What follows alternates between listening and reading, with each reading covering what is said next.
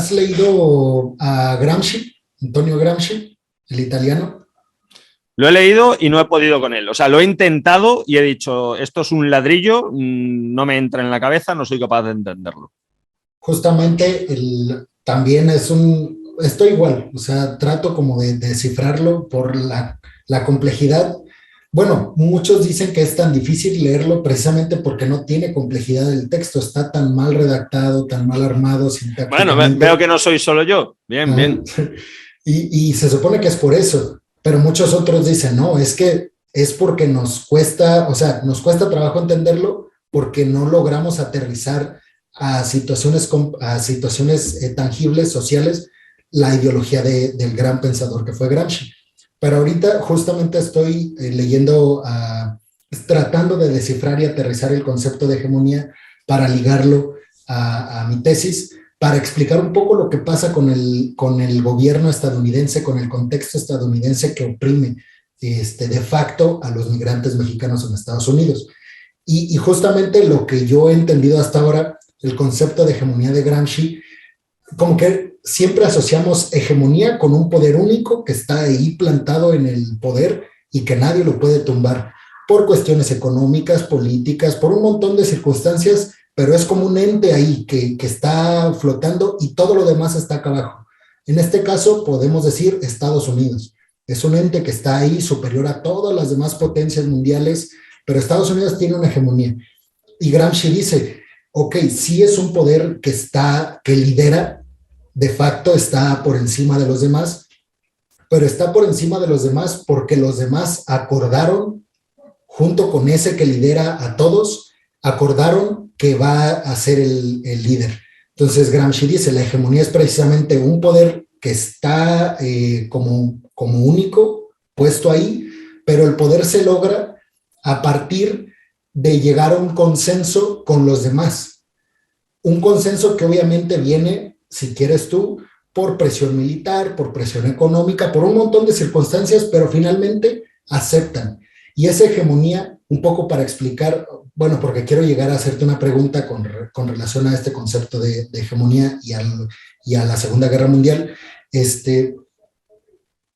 ¿por qué crees que haya caído la Alemania nazi? Ok, cayó en batalla, perdieron la guerra porque entraron a Berlín, quienes les ganaron.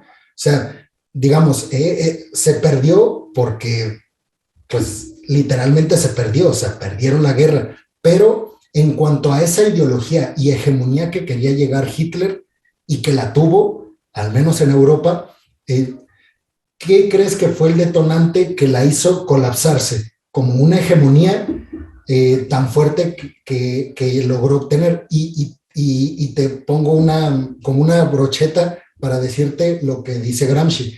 Porque dice Gramsci que esta potencia que está ahí, este poder político que tiene todo el poder hegemónico y que es consensuado por los que están abajo recibiendo órdenes de ese poder fáctico, dice Gramsci, lo va a perder cuando deja de ser un consenso entre el que lidera y los que están abajo de él y empieza a quererse perpetuar en el poder mediante la agresión a los subordinados.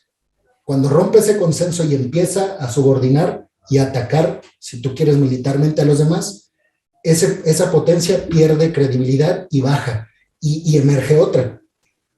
¿Qué crees que haya sido lo que determinó esta caída del imperio nazi que hasta ese momento había construido o estaba en construcción por Hitler?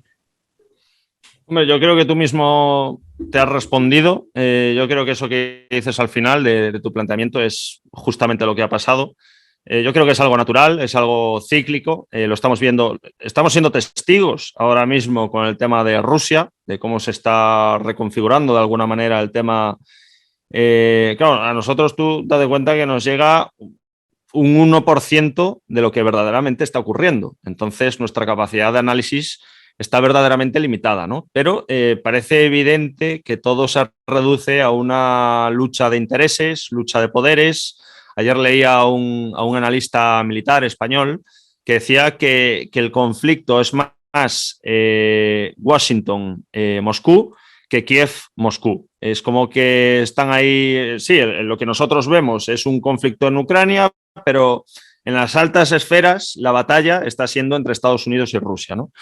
Entonces es como que de alguna manera se está reconfigurando, no sabemos hacia qué dirección o no sabemos muy bien, porque yo creo que nadie esperaba que Ucrania resistiese más de 2 días.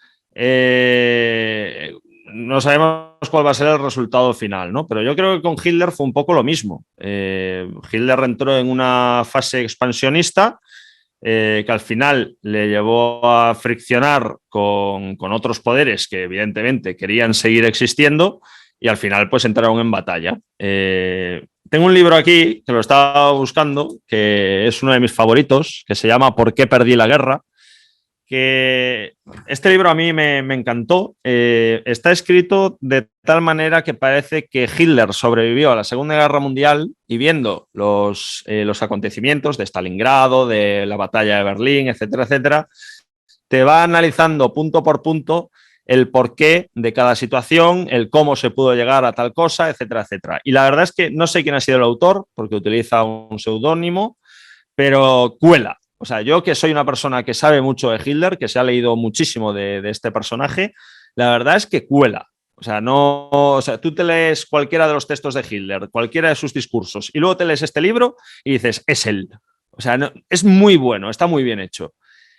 Y él mismo, o sea, el mismo autor, que será alguien que sabe una barbaridad sobre este personaje, ya te lo dice, que Hitler pues cometió el error de entrar en una política, de creer que podía con todo el mundo y no pudo con todo el mundo. O sea, fue tan simple como eso.